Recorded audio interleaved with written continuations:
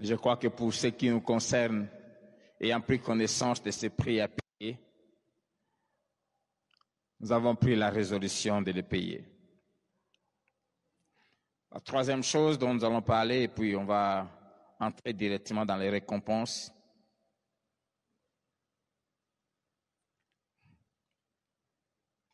c'est accepter de souffrir la croix tout en méprisant la honte attachée à cette croix.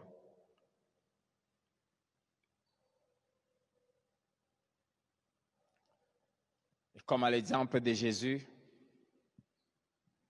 si nous voulons accepter de courir avec détermination, je l'ai dit le lundi, il faut que les yeux soient fixés sur ce qui nous attend là-bas.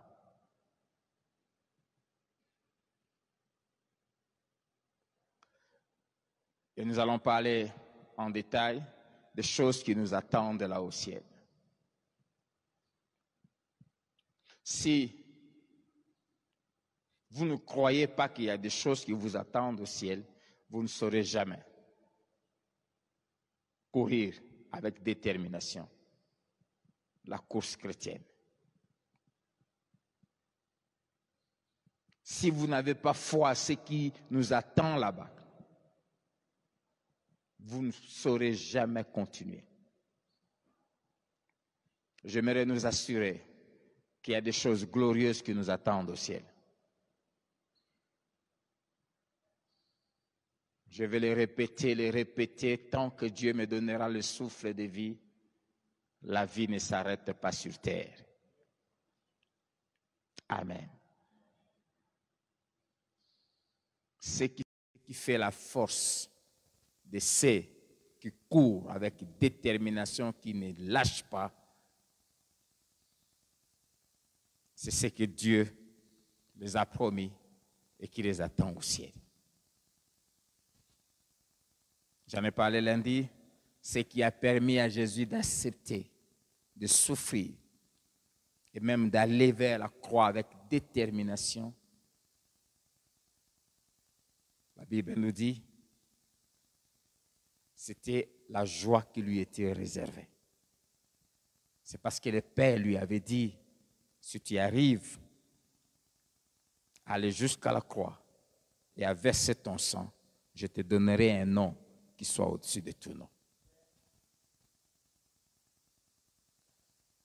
Et Jésus a accepté de quitter la gloire à cause de ça.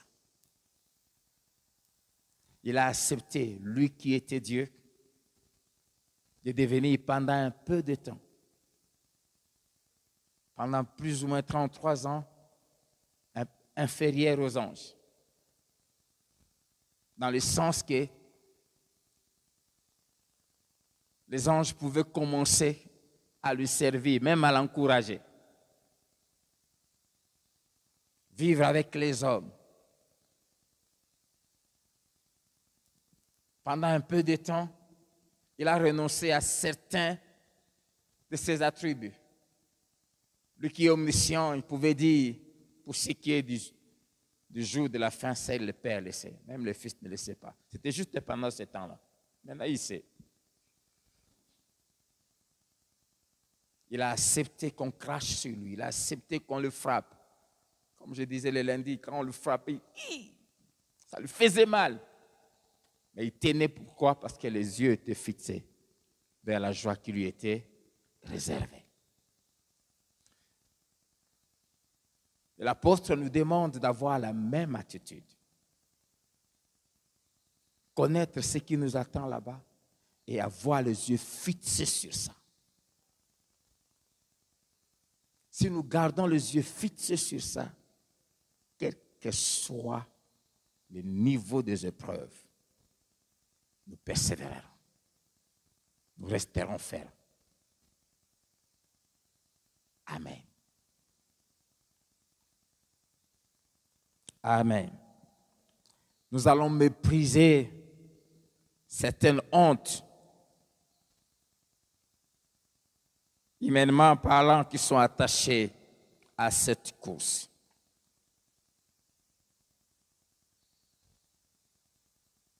C'est pour cela, prenons le modèle sur Jésus, 1 Pierre chapitre 2. 1 Pierre 2, verset 21 et verset 23, la Bible dit, c'est à cela que nous avons été destinés, à souffrir à cause de notre foi pour un temps. Et Jésus lui-même qui a souffert nous a laissé un exemple afin que nous puissions suivre ses traces. Alors, pour entrer dans cette gloire et bénéficier de cet héritage qui nous attend au ciel, je vais parler assez calmement aujourd'hui. Je tiens vraiment à ce que nous puissions retenir ces choses. Nous allons lire la totalité de ces deux chapitres d'Apocalypse, chapitre 2 et le chapitre 3. La seule condition qui nous est exigée, c'est qu'il faut vaincre. Amen. La lettre que Jésus a donnée à Jean concernant les 7 églises de l'époque, ces 7 églises étaient l'image des églises dans les années qui allaient suivre, les siècles qui allaient suivre jusqu'à la fin des temps. Et à la fin, il y a toujours cette phrase, à celui qui vaincra. Commencer une course, comme je l'ai dit, il y a 2 ou 3 jours, je crois, et s'arrêter, c'est vraiment du temps perdu. Si vous commencez la course chrétienne, prenez la résolution, comme on a parlé hier, d'aller jusqu'au bout. Amen. La couronne n'est réservée qu'à ceux qui arrivent à vaincre. Et la source de motivation, j'insiste, pour vaincre, les yeux doivent rester fixés, sur Jésus qui est le modèle, sur la manière dont il a couru sa course.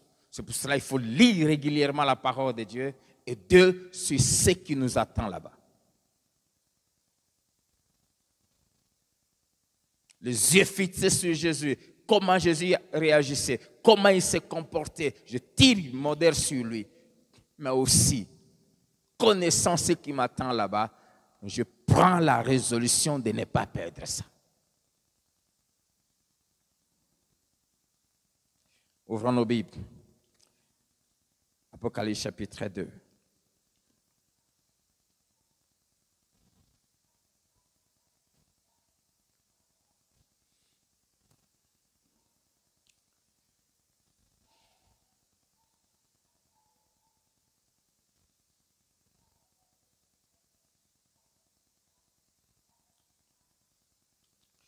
Écrit à l'ange de l'église d'Éphèse, voici ce que dit celui qui tient les 7 étoiles dans sa main droite, celui qui marche au milieu des 7 chandeliers d'or.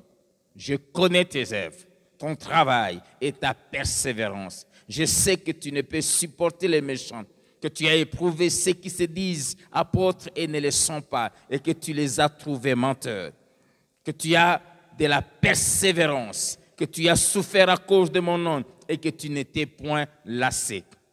Mais ce que j'ai contre toi, c'est que tu as abandonné ton premier amour. Souviens-toi donc d'où tu es tombé, répands-toi et pratique tes premières œuvres. Sinon, je viendrai à toi et j'ôterai ton chandelier de sa place, à moins que tu ne te répandes.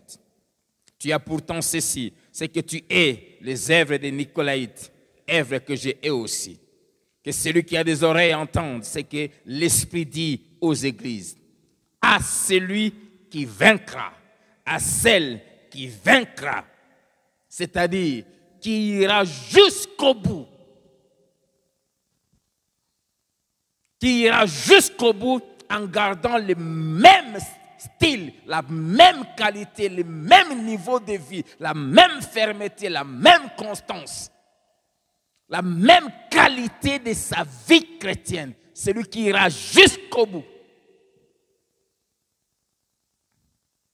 À celui qui vaincra, je donnerai à manger de l'arbre de vie qui est dans le paradis de Dieu. Amen. Première récompense qui nous attend, là au ciel, l'arbre de vie. Cet arbre de vie qui était dans le jardin d'Éden, qui a été refusé à Adam et Ève à cause du péché, à cause de leur désobéissance. Dieu a placé un chérubin qui a jeté une épée flamboyante pour empêcher Adam et Ève d'aller manger de cet arbre de vivre éternellement. La vie éternelle, dans la gloire, dans la présence de Dieu, car cet arbre était planté dans ce paradis, dans ce jardin. Cette vie ne sera donnée qu'à celui et à celle qui vaincra. Amen. À celui et à celle qui vaincra, je donnerai de l'arbre de vie qui est dans le paradis de Dieu. Il y a un paradis qui nous attend là-bas. Bien-aimés, il y a un paradis là au ciel. Amen. Et non seulement là au ciel, mais nous régnerons sur cette terre.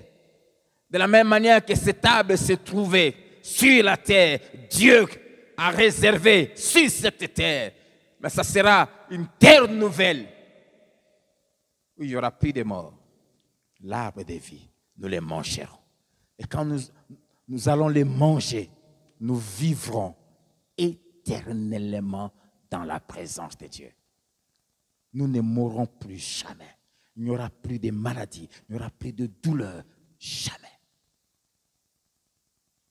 Et si tu tiens à manger de cet arbre de vie, alors il y a une condition.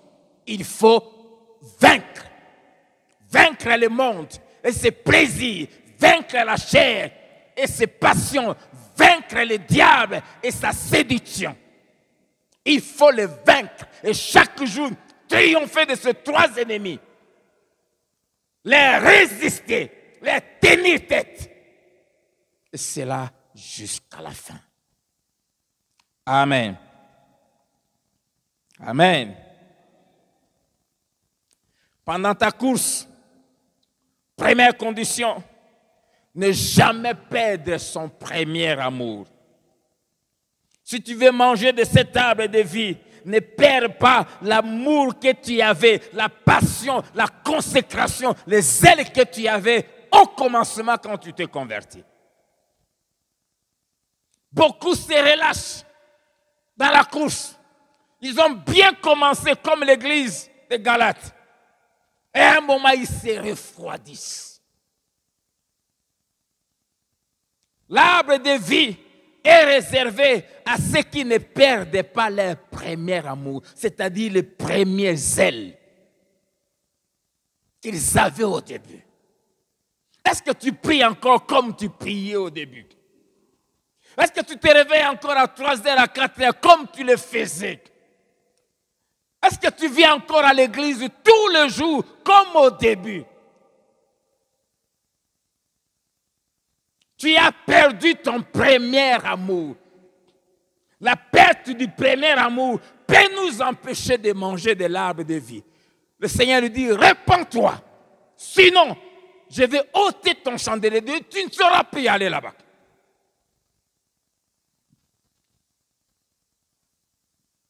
Soyons constants dans notre amour pour Dieu.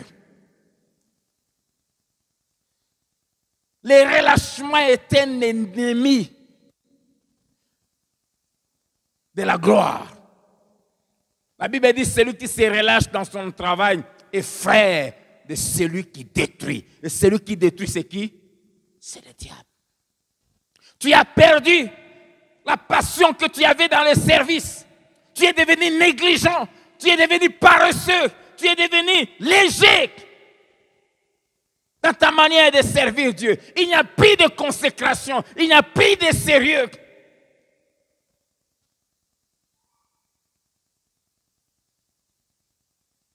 Voilà les problèmes des chrétiens. Les véritables chrétiens n'ont pas besoin qu'on les pousse. Ceux qui tiennent à manger de l'arbre de vie ne prient pas quand on les oblige de prier, ne gênent pas parce que l'Église a programmé, et même ils le font. Et ils font tout pour maintenir le niveau.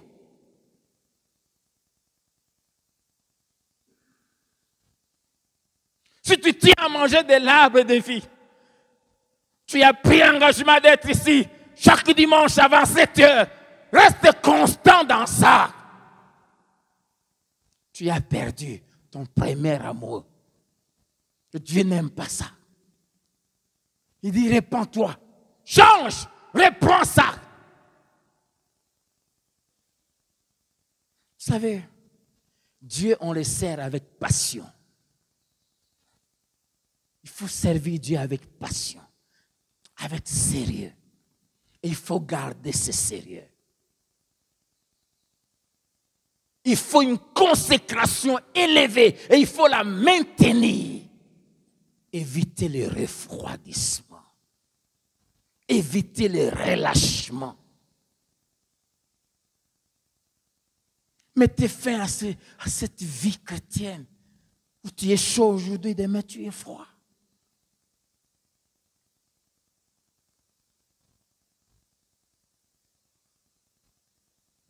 Tu as perdu ton premier amour, ta première consécration. Tu n'as plus l'amour profond que tu avais. Le premier commandement, tu aimeras le Seigneur ton Dieu de tout ton cœur, de toute ton âme, de toutes tes forces. C'est-à-dire, si tu dois être fatigué chaque soir, tes énergies doivent être dépensées pour Dieu. De toute ta pensée. Tu as perdu ton premier attachement à la parole. Tu commences à trouver normal de passer toute une journée sans ouvrir la Bible.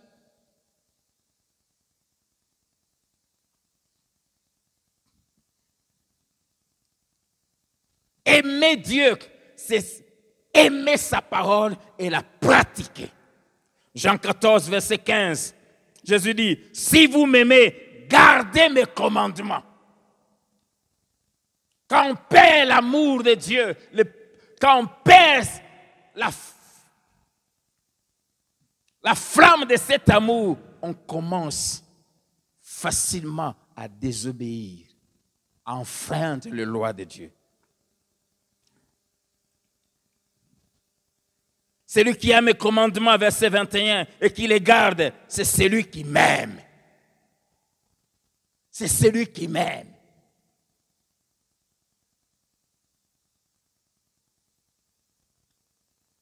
Si vous m'aimez, gardez mes commandements. J'aime Deutéronome chapitre 10, verset 12 à 13.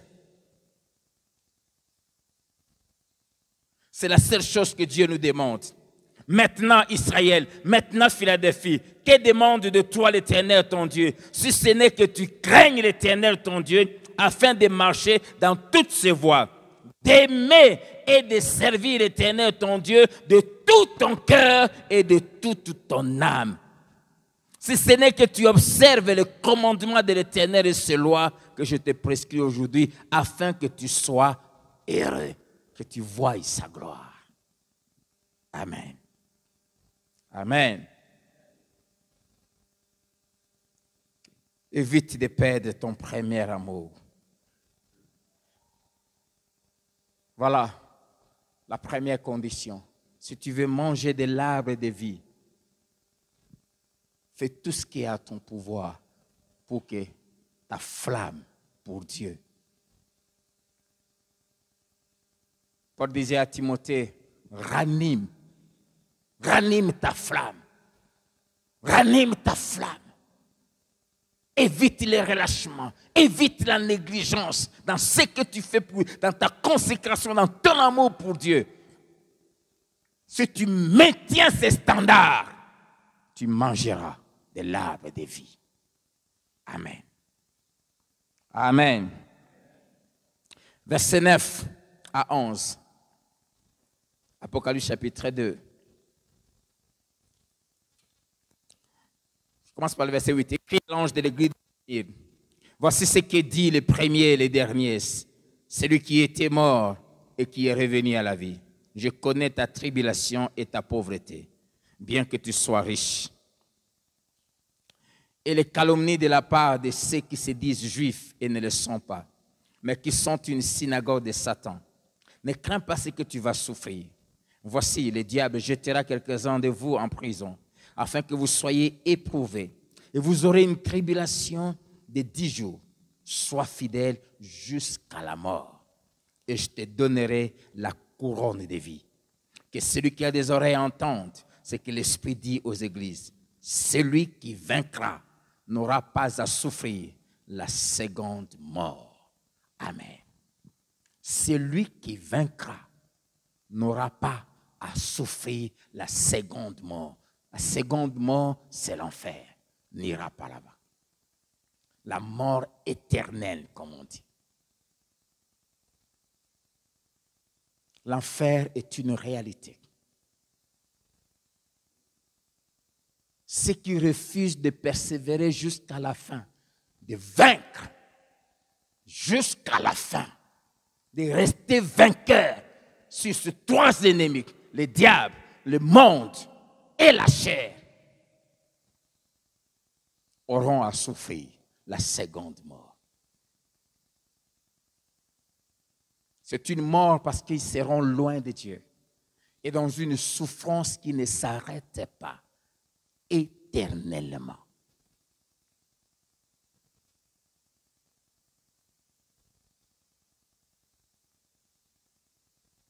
N'oublions pas que dans l'éternité, nous revêtirons le corps.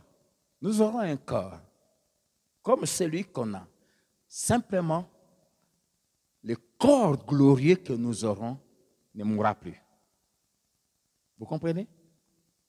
Je l'ai déjà expliqué ici, quand Jésus était ressuscité, il avait un corps. Dans la sainte divinité, Père, Fils et Saint-Esprit, le Fils est le seul qui a un corps. Et Jésus est allé au ciel avec son corps. Quand il a apparu aux disciples, il dit, la vie humaine, la vie physique sur terre se trouve dans le sang. Mais le corps que nous allons avoir après la résurrection n'aura pas de sang. C'est pour cela que ce corps-là ne mourra pas. Quand Jésus est ressuscité, il a dit aux disciples, vous voyez, c'est bien moi. Un esprit n'a ni sang, ni chair.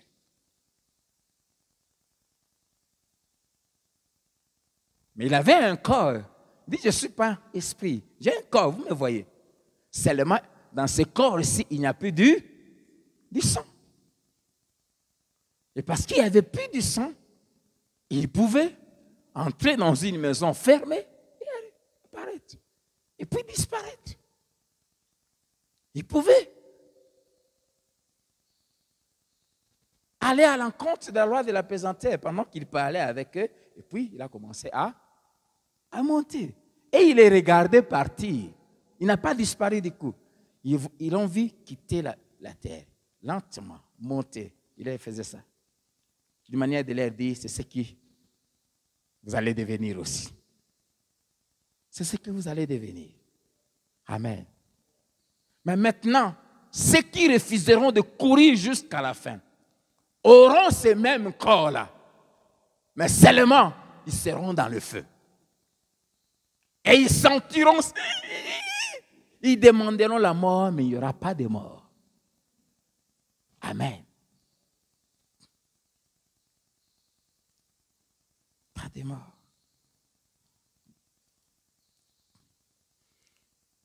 Qu'est-ce qui nous attend? Deuxième chose, la couronne de vie. Celui qui vaincra, je donnerai la couronne de vie. Il y a une couronne appelée la vie. Et ils n'auront pas à souffrir la seconde mort. Mais il y a des conditions à remplir. Première condition, accepter de subir les calomnies de la part de faux chrétiens, de faux serviteurs et de païens. Si tu veux courir bien ta course, garder les yeux fixés sur Jésus, tu seras calomnié, tu seras critiqué par les venants à l'église, mais qui n'ont pas la vie de Dieu en eux. Qu'est-ce que toi tu veux faire voir? Nous tous aussi on prie. C'est quoi toi aussi tu exagères?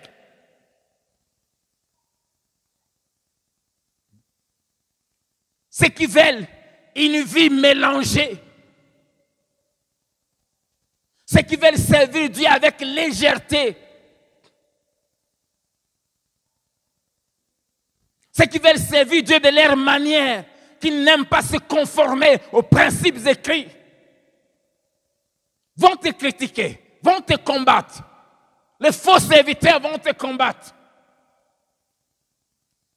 Accepte ces calomnies. Il ne faut même pas s'en occuper. Si tu persévères, tu ne connaîtras pas la seconde mort. Amen. Être prêt à souffrir. Il dit, le Seigneur dit, verset 10, ne crains pas ce que tu vas souffrir. Dis à ton voisin, ne crains pas de souffrir pour Dieu. Voici le diable jettera quelques-uns de vous en prison afin que vous soyez éprouvés. Toutes les persécutions que nous vivons ont un seul objectif: éprouver notre foi, affermir notre foi, nous pousser à démontrer au diable que nous aimons Dieu plus que nous-mêmes. Amen. Vous aurez une tribulation de 10 jours. Ça veut simplement dire toute épreuve a une limite. Il n'y a pas des épreuves éternelles. Alléluia. Alors, qu'est-ce qu'il faut faire? Sois fidèle jusqu'à la mort. Sois fidèle jusqu'à la mort. Sois fidèle jusqu'au dernier battement de ton cœur.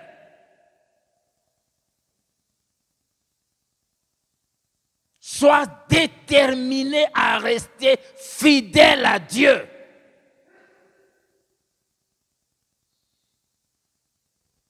Ne lâche pas à cause de petites souffrances auxquelles tu es appelé à subir à cause de ta foi.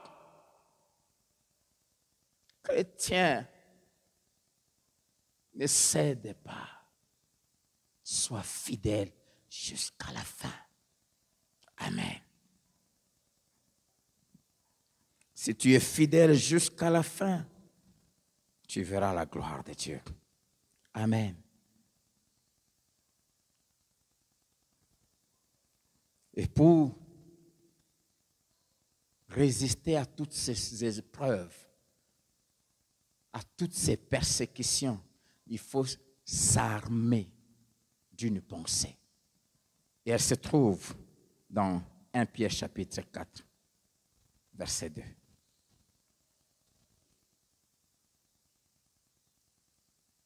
Un Pierre 4, verset 1 à 2. Ainsi donc, Christ ayant souffert dans la chair, voilà pourquoi il faut avoir les yeux fixés sur lui, parce qu'il est notre modèle. Vous aussi, armez-vous de la même pensée. Quelle pensée? La pensée de souffrir dans votre chair. Car celui qui a souffert dans la chair en a fini avec le péché. Au fait, le diable croit nous faire du mal, mais plutôt par les épreuves, les souffrances dont on nous fait passer, Dieu s'en sert en même temps pour nous délivrer du péché. Pour nous délivrer du péché.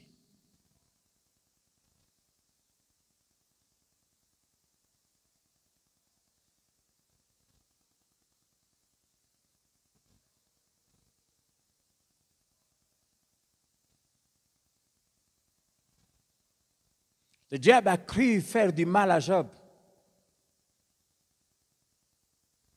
Mais cette souffrance a aidé Job à découvrir notre dimension de Dieu. Au finish, c'est Job qui avait gagné. Amen. Qu'est-ce que Job a gagné? Une connaissance plus profonde de Dieu qu'avant. Il dit, mon oreille avait entendu parler de toi, mais maintenant, on œil t'a vu.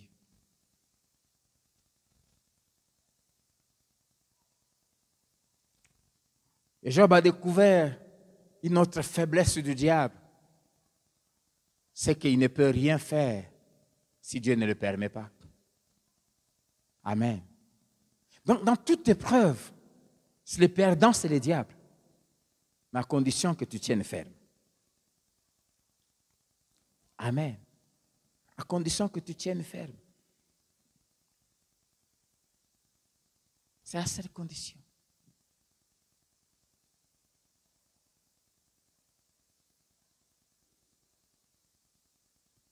Celui qui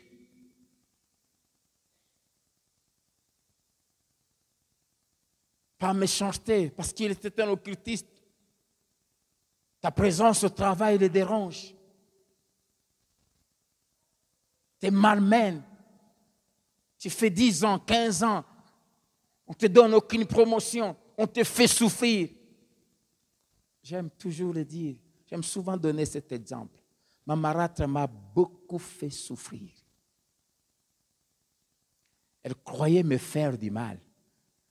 Mais elle a fait, sans savoir qu'elle était l'instrument de Dieu pour forger en moi un caractère d'un battant, d'un homme qui ne lâche pas, d'un homme qui sait se battre dans la vie. Mes frères et sœurs qui étaient gâtés ont beaucoup de mal à s'en sortir dans la vie. Amen. Amen. C'est pour ça que le Dieu de la Bible est tellement sage, il change le mal en bien. C'est célibat qui s'est tiré en longueur, frère. Le sorcier de la famille qui bloquait ton mariage, ils ont cru te faire souffrir. Mais si tu es resté fidèle à Dieu, tu n'as pas cédé ton corps, tu n'as pas fait des bêtises, tu as appris à te maîtriser, tu as appris à attendre. Celui qui sort gagnant, c'est toi. Et tu vas voir que quand tu vas entrer dans les mariages, même quand il faudra faire un mois sans se toucher, même quand peut-être le voyage peut vous séparer, tu tiendras ferme parce que tu as été exercé. Mon pasteur me dit, c'est en résistant qu'on devient résistant. Amen. Amen. Mais n'aie pas peur de ce que tu auras à souffrir. Sois fidèle. Pense à la couronne de vie. Et pense à la seconde mort que tu ne vivras pas. Quand tu penseras à ça et quand tu regarderas comment Jésus a vécu, tu tiendras ferme. Amen. Verset 17.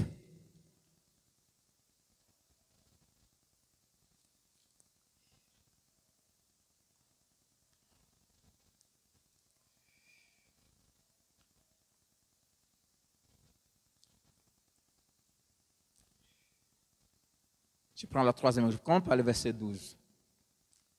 Écrit à l'ange de l'église de Pergame, voici ce que dit celui qui a l'épée aiguë à deux tranchants. Je sais où tu demeures, je sais que là est le trône de Satan. Tu retiens mon nom et tu n'as pas renié ma foi, même au jour d'Antipas, mon témoin fidèle, qui a été mis à mort chez vous, là où Satan a sa demeure. Il y a des églises là où Satan règne.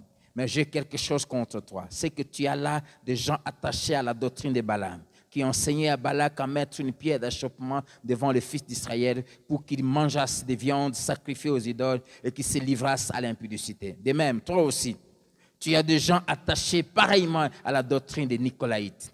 Réponds-toi donc, sinon je viendrai à toi bientôt et je le combattrai avec l'épée de ma bouche.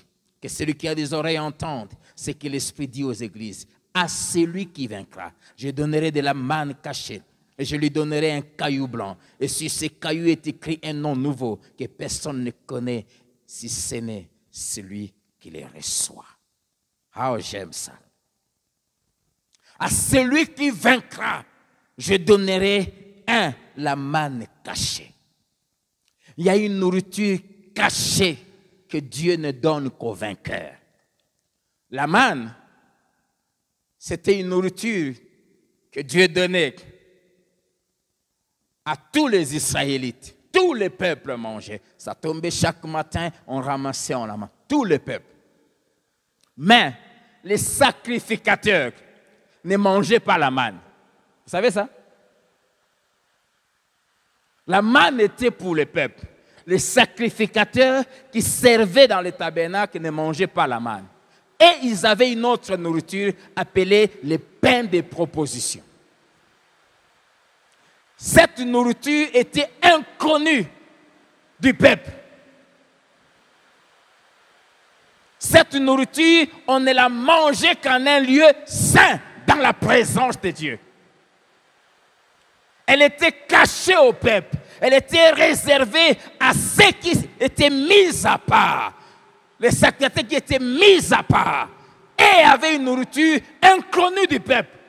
Le peuple n'avait jamais vu ça. Ils ne voyaient jamais cette nourriture. Ils ne savaient même pas que les sacrificateurs mangeaient autre chose.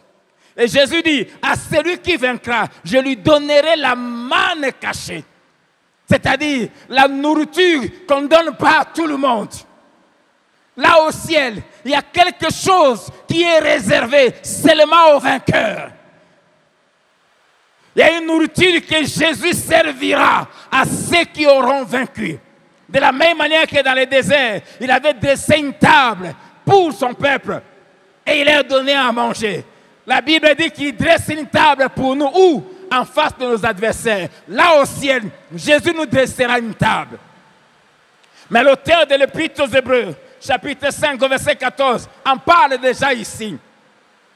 Il dit, la nourriture solide. Il dit, vous êtes encore des enfants. Vous ne grandissez pas. Ça fait des années que vous êtes dans le Seigneur, mais vous n'évoluez pas. Vous avez besoin qu'on vous donne du lait.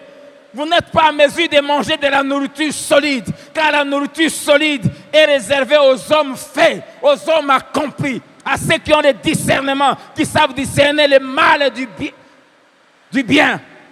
Bien-aimé, si tu apprends à discerner le mal des biens, à séparer le vil et le précieux, à t'attacher à Dieu, à craindre Dieu, Dieu te donnera une nourriture qui est cachée à monsieur tout le monde. Il y a des révélations, il y a un niveau d'intimité, il y a un niveau de profondeur qui est réservé, il y a un niveau de compréhension de la parole, il y a un niveau de révélation de Dieu qui est réservé aux hommes et aux femmes accomplis. C'est pour ça qu'il y a beaucoup de gens à l'église, 10 ans après, ils sont étonnés quand on dit, Dieu m'a dit, j'ai vu ceci, je vois ceci. Ils pensent que nous racontons des choses. Nous ne racontons pas des choses. Nous les vivons au jour le jour. Quand je prie, je vois des choses comme un film clair. Cette dimension-là est réservée aux hommes et aux femmes accomplis. Il y a une manne. Elle nous attend au ciel. Mais elle nous est déjà servie ici. Ça dépend de notre sérieux. Nous lisons tous la même Bible. Mais il y a un éclairage que le Saint-Esprit donne à ceux qui ont atteint la maturité.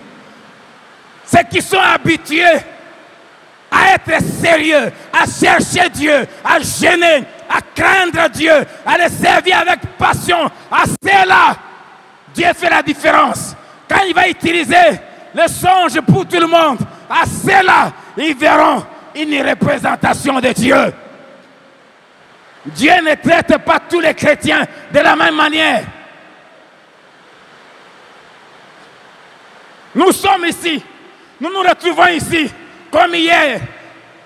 Nous avons prié pendant des heures, nous tous. On a eu la même direction par un seul homme, Joël. Les mêmes cantiques, mais le niveau de profondeur, pendant que les autres, tu es là en train de prier, des heures, tu ne vois rien. Mais pendant qu'on priait ici, il y en a qui voyaient des choses.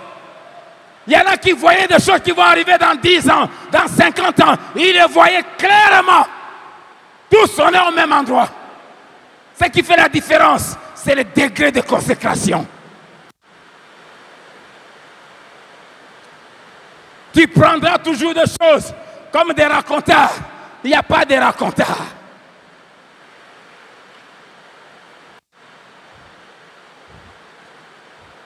Je lui donnerai la manne cachée.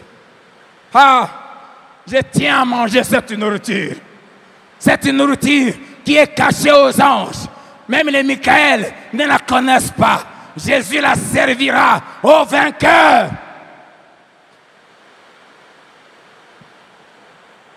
Et il ne s'arrête pas là. Il dit à celui qui vaincra, je donnerai un caillou blanc. Sur ce caillou est écrit un nom que personne ne connaît, que personne ne peut lire, si ce n'est celui qui le reçoit. Le caillou blanc représente 3 choses. Quand Jésus disait à Jean, je lui donnerai un caillou blanc, Jean comprenait très bien parce qu'il savait ce qu'il représentait et le rôle que jouaient les cailloux blancs à son époque. Première chose, dans l'Antiquité, à l'époque de la Bible, quand il y avait un jugement, on se servait de 2 sortes de cailloux. Un caillou noir, quand le juge prenait un caillou noir pour prononcer son verdict, quand il montrait le caillou noir, il condamnait la personne. Mais quand il prenait les cailloux blancs, dès qu'il les montre, on a quitté la personne. Quand Jésus dit, je te donnerai un caillou blanc, il veut simplement dire qu'il approuve, il dira à tout le monde, il dira au Père, il dira aux anges et aux autres qui seront là au ciel ce jour-là, pendant le jugement qu'il va faire dans le tribunal de Christ d'abord. Il prendra, quand il va appeler Timothée Benguela, il prendra les cailloux blancs, il les montrera. Il dira au Père, il dira aux anges et à tous les autres croyants qui seront là, j'ai approuvé sa marche, sa conduite, son service, sa constance, son sérieux, son amour pour moi. Je te déclare digne de partager ma gloire. Alléluia. Je lui donnerai un caillou blanc. Deuxièmement, les cailloux blancs, celui qui organisait la fête, comme par exemple dans une fête de mariage, les mariés, les conviés, celui qui avait invité les gens, il se servait du caillou blanc. Et là, c'était un grand caillou blanc où il écrivait les noms de tous les conviés dans sa fête. Et quand Jésus dit, je te donnerai un caillou blanc, il veut dire que je t'inviterai aux noces de l'agneau. Tu jouiras. Nous aurons 7 années. Pendant qu'il y aura la grande tribulation ici, pendant qu'il y aura le règne de l'Antichrist qui malmènera le monde, ceux qui resteront, ceux qui auront vaincu, eux, ils jouiront. Nous allons festoyer. Il y aura 7 ans de fête, de noces de l'agneau. Comme en Israël, la fête du mariage durait 7 jours. Il en sera ainsi au ciel. Quand Jésus finira avec l'Église, il y aura 7 années de fête où nous mangerons, nous boirons, nous danserons, nous chanterons. 7 années de fête interminables. Et quand il dit, je te donnerai les cailloux blancs, il dit, tu seras parmi les invités spéciaux. Tu mangeras à ma table. Et comme Jean dit, ma joie en tant que l'ami de l'époux, c'est de voir l'époux avec son épouse. Oui, tu connaîtras la joie d'assister à cette gloire. Alléluia. Oh bien-aimé, ne manque pas ça. Vous m'entendez bien? Très bien. Amen. Que Dieu soit béni. Troisièmement, les cailloux blancs, à l'époque de la Bible, c'était un bulletin de vote qu'on utilisait quand il y avait élection. C'est par les cailloux blancs qu'on donnait son approbation à quelqu'un. L'apôtre Paul, dans Acte 26, donnant son témoignage devant le roi Agrippa, il dit: le jour qu'on tuait Étienne, j'avais donné mon approbation. Il voulait dire, quand on a demandé à tout le monde qui était d'accord qu'on puisse lapider Étienne, parce que selon l'accusation, il a blasphémé, il a maudit Dieu et les temples. Chacun, sous ce qui a prouvé, prenait les cailloux blancs. Presque chaque Israélite se promenait avec ça dans sa poche. Parce qu'on s'en servait pour donner son approbation dans quelque chose. Quand par exemple tu vas acheter quelque chose, le vendeur te propose un prix, vous discutez. Quand tu es d'accord, tu mets ta main dans ta poche, tu prends ton caillou blanc. Quand tu le montes, tu dis d'accord. Et Jésus dit, je te donnerai un caillou blanc. Ça veut dire simplement que je vais te déclarer. Je donnerai mon approbation à ce que a été ta vie, à ce que tu as fait. J'approuverai et je déclarerai devant tout le monde que tu es à moi. Amen.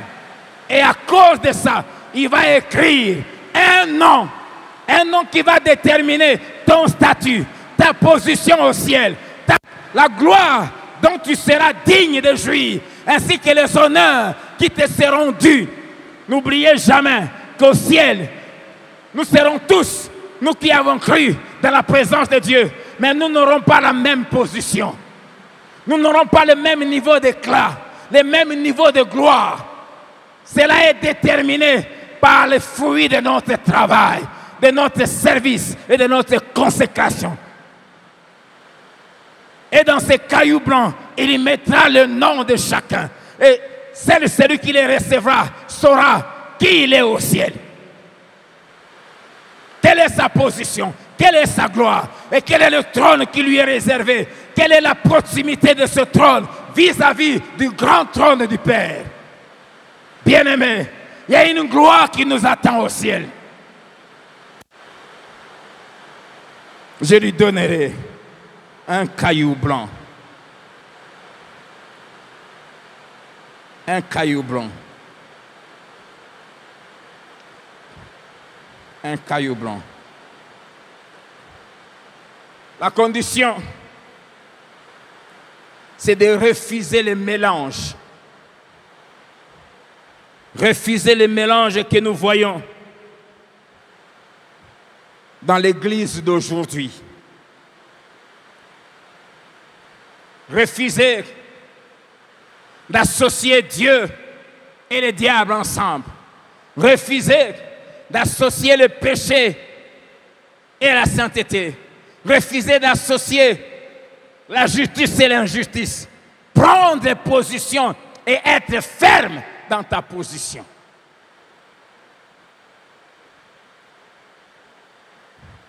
Aujourd'hui, il y a trop de mélange dans le monde.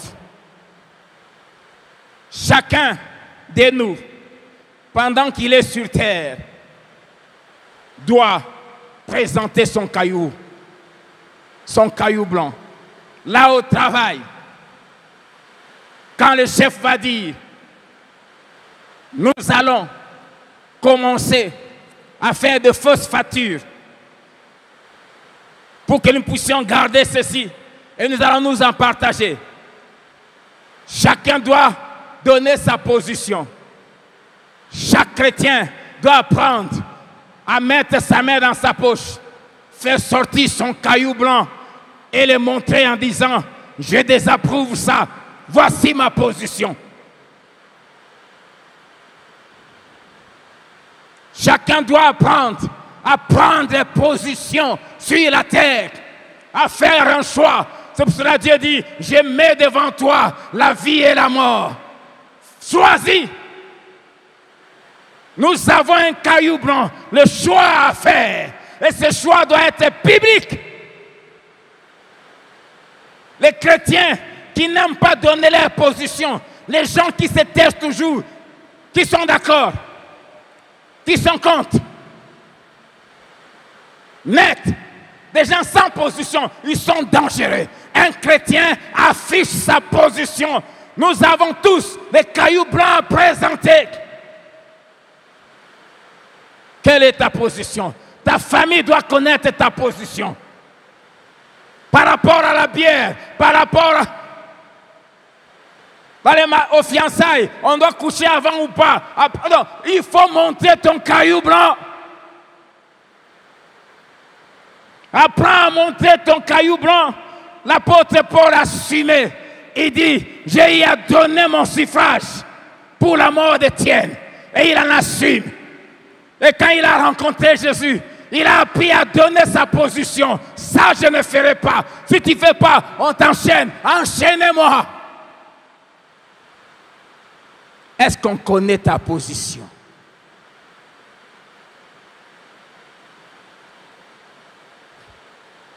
Jésus a dit, celui qui me régnera sur la terre, je le régnerai aussi devant mon Père et devant les anges. Quand tu n'apprends pas à afficher ta position, à mettre ta main, faire sortir ton caillou blanc et le montrer, là aussi, Jésus, il a aussi un caillou blanc. Quand le Père appellera Jean-Pierre Kingotolo, quand tu te présentes, le Père qui a remis tout jugement à son Fils va regarder Jésus et il attend que Jésus monte soit la pierre noire, le caillou noir ou le caillou blanc. Et si Jésus monte le caillou noir, on te jette en enfer. S'il monte le caillou blanc, on te fait entrer dans la gloire. Et cela dépend aussi de la manière dont tu prends position pour Jésus sur la terre. Le temps est arrivé où chacun doit apprendre à assumer sa chrétienté.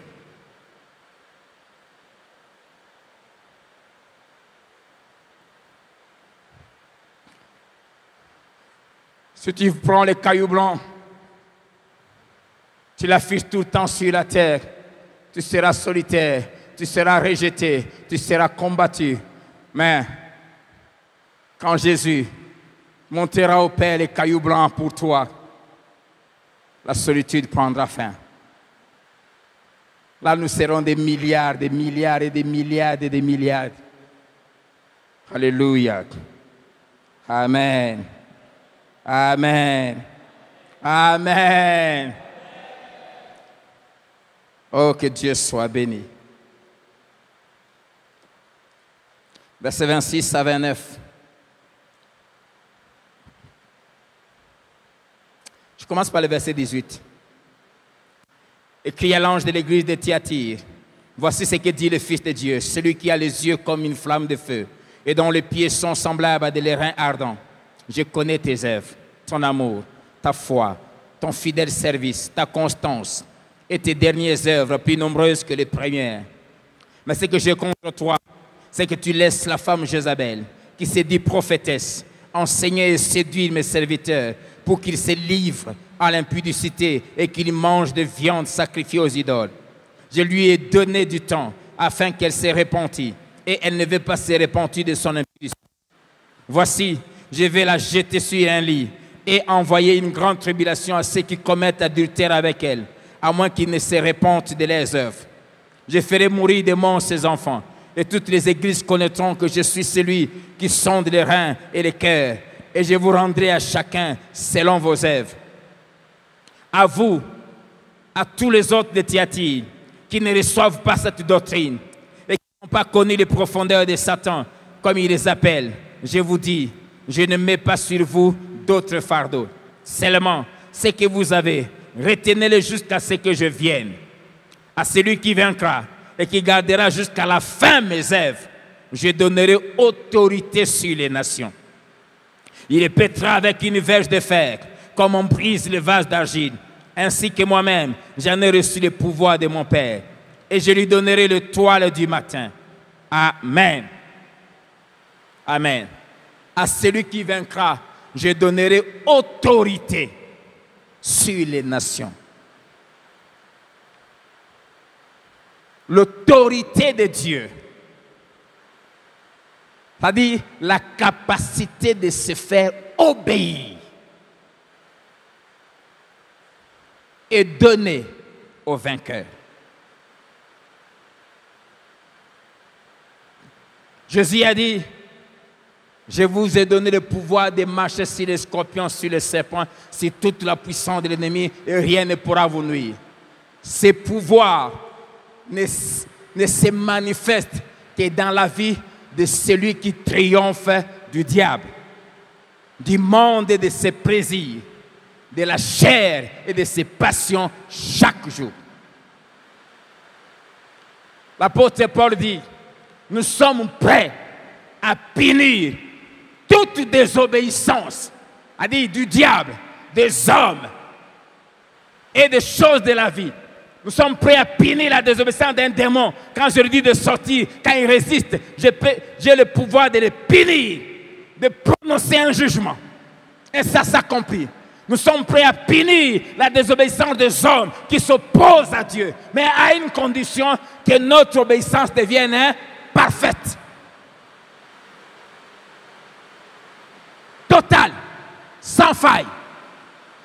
Quand tu apprends à obéir à Dieu, si tu apprends à ne pas résister à Dieu, les démons, les diables, les sorciers, les maladies, les problèmes de la vie, les blocages ne te résisteront pas. Et ce centenier connaissait ces principes. Il a dit à Jésus, j'ai des gens qui sont au-dessus de moi. Quand ces gens-là me donnent des ordres, j'exécute. J'ai aussi des gens qui sont en dessous de moi, à qui j'ai dit, va à gauche et il va. Va à droite et il va. Viens ici et il vient. Il voulait dire à Jésus, on m'obéit parce que j'obéis à ceux qui sont au-dessus de moi. Tout chrétien qui n'obéit pas à l'autorité qui est au-dessus de lui ne sera jamais obéi par le diable, jamais obéi par les démons, jamais obéi par les problèmes. Le secret de l'obéissance à l'autorité, c'est que l'obéissance te donne le pouvoir de se faire obéir. Peu importe l'attitude de l'autorité, qu'elle soit méchante, qu'elle soit dure, qu'elle soit sans cœur, obéir à l'autorité. C'est pour cela qu'il y a beaucoup de chrétiens à l'église que le diable n'obéit pas simplement parce qu'ils sont des rebelles, ils sont des têtus, ils ne se soumettent pas à l'autorité. Et même ceux qui font semblant de se soumettre dans leur cœur, ils boudent l'autorité. Je tiens à me faire obéir. C'est pour cela que j'obéis à ceux qui sont au-dessus de moi.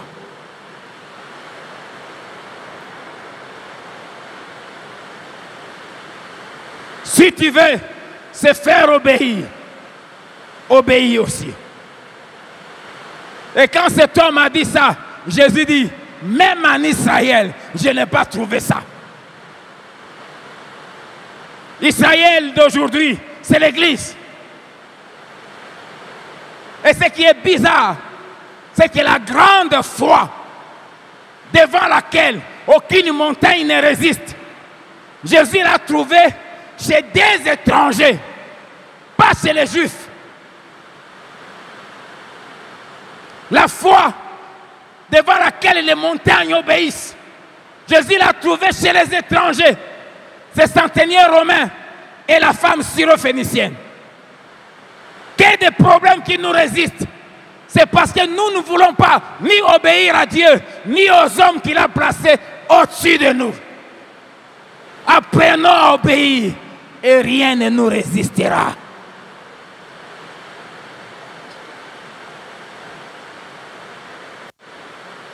Bien-aimés, l'obéissance à l'autorité, c'est un ordre de Dieu. Et si tu veux apprendre à obéir à l'autorité, ne regarde pas son comportement. Je l'ai dit souvent, plusieurs refusent de payer des documents de leur voiture en disant, oh non, ils volent l'argent, ils font rien. Ce n'est pas ton problème. Obéis.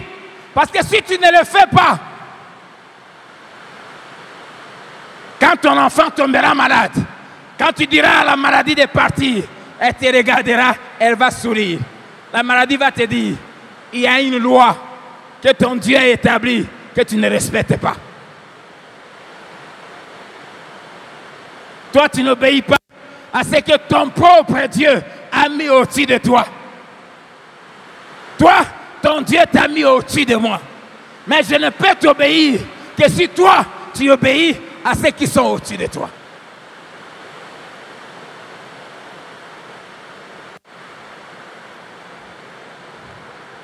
Je donnerai autorité. Deuxièmement, je leur donnerai le toile brillante du matin. Je vais faire briller leur vie.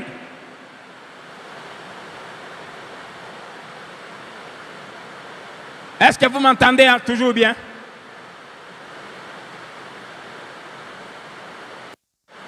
Pas trop bien. Hein? Bien ou pas bien? Gloire à Dieu. Mais il y a des conditions qu'il faut remplir. La première, Jésus dit, retiens ce que tu as jusqu'à la fin. Les grâces que Dieu t'a données, la connaissance que tu as, retiens ça. Ne la vends pas. La foi que tu as, retiens ça. L'obéissance que tu as, retiens ça. Retiens ça jusqu'à la fin. Deuxième condition, n'ose jamais goûter à ce que les faux frères et faux sœurs, qui sont en réalité des adorateurs de Satan, appellent les profondeurs de Satan. Et dans les profondeurs de Satan, il y a trois choses. La perversion sexuelle. Jézabel qui sème, qui enseigne les libertinages.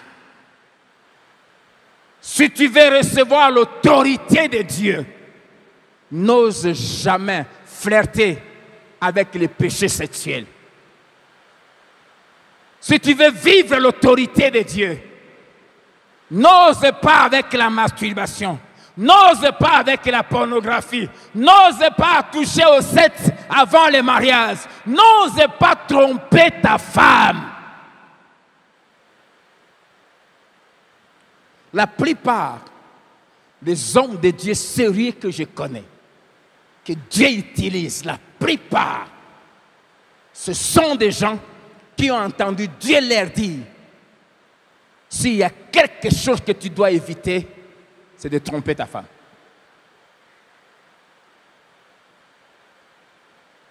Bien-aimé, ça fait partie de ce qu'on appelle les profondeurs de Satan. Le péché du sexe plonge les gens dans les profondeurs de Satan. C'est pour cela que le diable met toute son énergie pour entraîner les gens dans ces choses. Bien-aimés, vous qui voulez être utilisés par Dieu, disciplinez-vous en cette matière. La perversion sexuelle. Soyez durs envers vous-même. Traitez durement votre corps. Maîtrisez-les. Dominez-les. Et crucifiez-les. Si tu mènes une vie pure en cette matière-là, tu vivras, tu expérimenteras l'autorité de Dieu. Amen.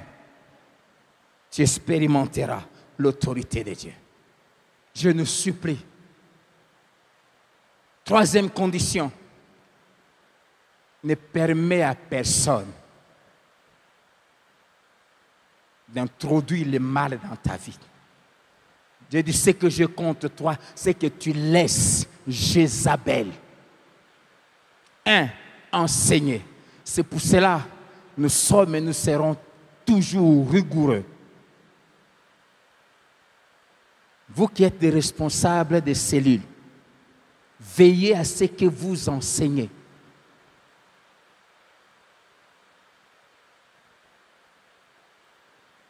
Tu laisses Jézabel enseigner à mes serviteurs à vivre dans l'impudicité. Bien-aimés, ne laissez personne vous entraîner dans le mal. Quand quelqu'un vient te donner un conseil qui va à l'encontre de la parole, résiste-lui en face. Brise cette relation, sépare-toi de lui pour toujours. Parce que cet homme, ce qu'il vise, cette femme, ce qu'elle vise, c'est de détruire l'autorité de Dieu qui est en toi. C'est de t'amener à devenir faible, devenir comme monsieur tout le monde. C'est ce que Delilah a fait de Samson.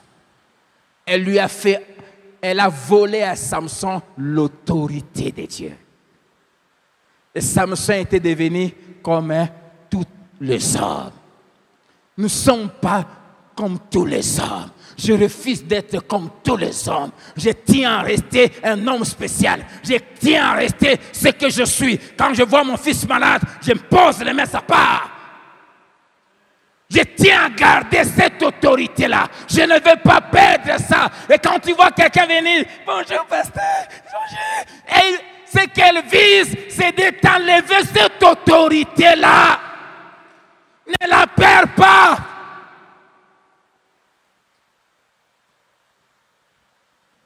Pour des petites cuisses qui brillent, ne perds pas ça.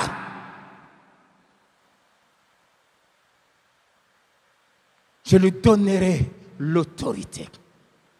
L'autorité a déjà été libérée par Jésus. Mais elle ne se manifeste que là où on ne cède pas au diable. Tu laisses. Quelles sont les choses que tu laisses les gens introduire dans ton cœur? Quelles sont les choses que tu laisses la télé introduire dans ton esprit, dans tes pensées? Quelles sont les choses que tu laisses l'ordinateur faire entrer en toi? Ce que j'ai contre toi, c'est que tu laisses.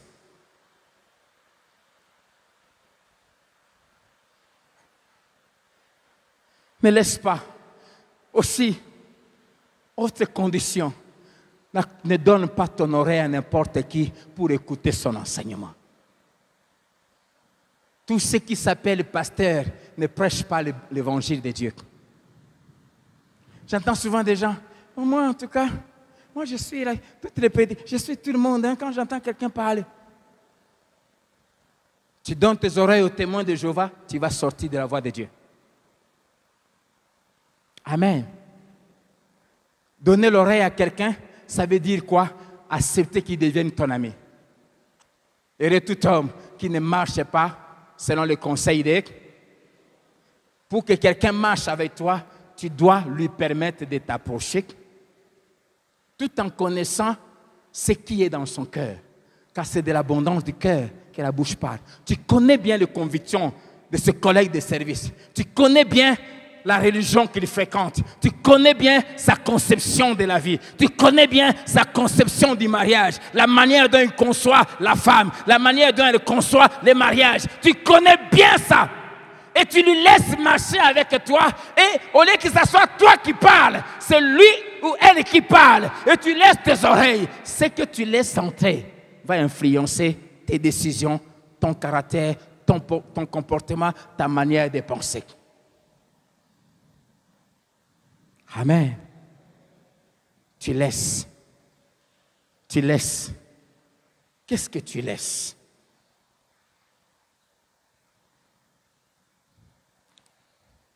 Et des autres églises nous laissent aller étudier à la fin. Philadelphie, dont nous tirons les noms. C'est la seule église à qui le Seigneur n'a pas eu à prendre cette phrase, ce que j'ai contre toi. À cause de la fidélité, de l'attachement à la parole. Si tu restes fidèle, Dieu dit, je mets devant toi une porte que personne ne peut fermer. Porte ouverte. Je vais amener ceux de la synagogue de Satan qui se disent juifs, qui se disent chrétiens, qui ne le sont pas, venir se prosterner devant toi. Si tu restes fidèle à Dieu, les sorciers te serviront. Les sorciers vont te servir. Je dis souvent, à ceux qui viennent me parler, pasteur, j'ai vu ça, j'ai rêvé tel comme ça. Oui, il est à mon service. Les sorciers, la Bible dit, les fils de tes oppresseurs te serviront. Mon oppresseur, c'est qui? C'est le diable. Ses fils vont me servir. Si tu es sorcier, tu refuses de te repentir. Ici, tu es à mon service. Tu es à mon service. Tu ne détruiras jamais cette œuvre. Jamais. Dieu se sert de toi pour nous pousser à prier, pour nous pousser à jeûner. Quand je vais devenir un peu négligent, hé, rappelle-toi, tel fait ceci, tel dans tel département, sa mission ceci, ça me réveille. Tu es à mon service. Tu crois nous combattre? Non, tu me boostes. Tu me pousses à être sérieux. Tu me pousses à veiller sur ma marche, à être, comme l'apôtre Paul disait à Timothée, veille sur ta marche. Conscient de ta présence ici, je veille. Si tu n'étais pas là, j'allais devenir un peu négligent. Mais le fait que je suis conscient qu'il y a des sorciers ici à Philadelphie, je veille. Tu es à mon service, reste là. Reste là. Reste là. Retenez ceci, enfants de Dieu. La présence de l'ivraie n'a pas empêché le blé de pousser. Alléluia. La présence des sorciers n'empêchera pas cette œuvre avancée. N'empêchera pas l'accomplissement des desseins de Dieu. N'empêchera pas, ne nous empêchera pas de devenir ce que Dieu a dit. La présence de Judas n'a pas empêché Pierre, Jean, Jacques et les autres à accomplir la mission de Dieu. Mais Judas a servi la cause du royaume. Acclamons Dieu pour la présence des sorciers parmi nous.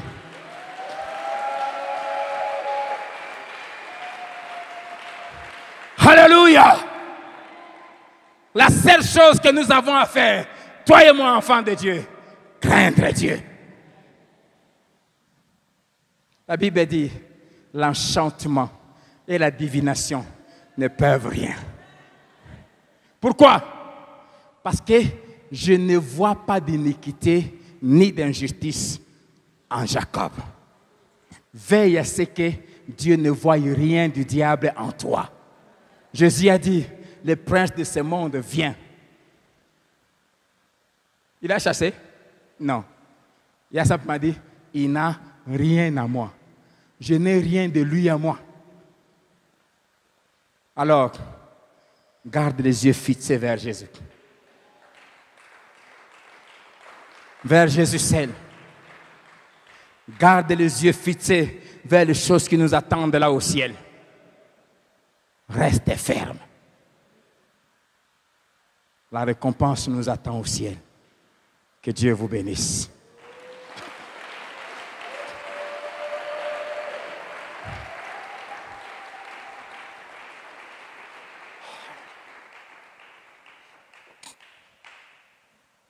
Alléluia. J'aimerais que nous puissions nous lever ensemble. Je vais juste faire une prière pour nous tous.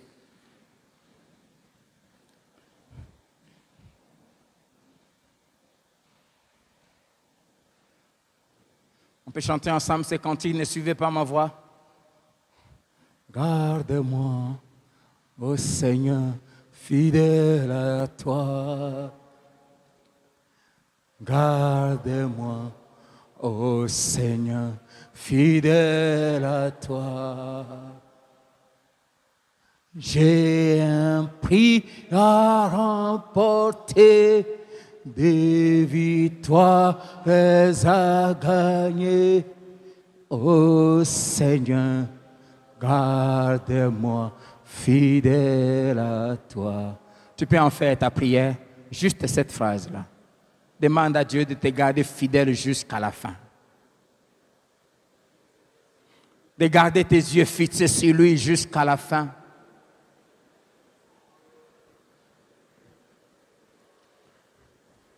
Tu as des prix à remporter. Tu as un seul prix à remporter. La couronne de la gloire qui nous attend au ciel. Mais sur la terre, nous avons aussi des victoires quotidiennes à remporter. Que Dieu forge en toi le caractère des vainqueurs, l'esprit des vainqueurs. Sois un vainqueur, sois un vainqueur, sois un vainqueur, sois un vainqueur, sois un vainqueur, sois un vainqueur. Triomphe du monde, triomphe de la chaîne, triomphe du diable et de son royaume. Sois un vainqueur, sois un vainqueur. Chaque jour, chaque matin, chaque soir, chaque nuit, sois un vainqueur. Il y a une couronne réservée aux vainqueurs. Au nom de Jésus, je te déclare vainqueur sur tous tes ennemis, sur toutes les situations de la vie, sur toutes les combats, les batailles de la vie. Je proclame que tu es vainqueur. Seigneur, je déclare que tu ne lâcheras pas. Au nom de Jésus, je déclare que tu n'arrêteras pas ta course. Seigneur, en ton nom, je lève nos yeux vers toi. Moi et mes frères et sœurs, nous les fixons sur toi, l'auteur de notre salut, le chef et le consommateur de notre foi. Je détache nos yeux de la terre. Je les fixe vers la récompense qui nous attend. Et je déclare que nous allons mépriser la honte et les souffrances et garder nos yeux sur la joie qui nous est réservée. Seigneur, je serai dans la joie ce jour-là si je vois tous ces bien-aimés qui t'ont écouté par ma bouche pendant ces 5 matins être couronnés avec moi dans la gloire ce jour-là.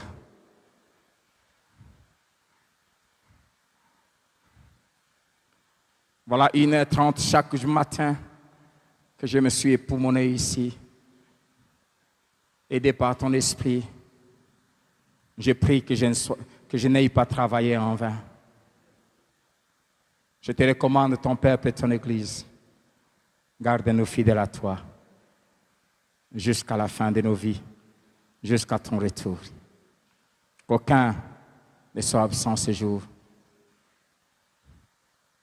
Décembre l'année passée à Dubaï, tu m'as crié en disant « Averti, averti ». Et toute cette année, je ne fais que faire ça, me répétant parfois plusieurs fois pour que cela soit gravé dans nos cœurs, je t'en supplie. Que ceux qui ont été avertis réajustent leur comportement. Merci Seigneur, car ta parole ne retourne pas chez toi sans avoir accompli sa mission. Bénis ton peuple, que ta gloire nous accompagne. Au nom de Jésus, Amen.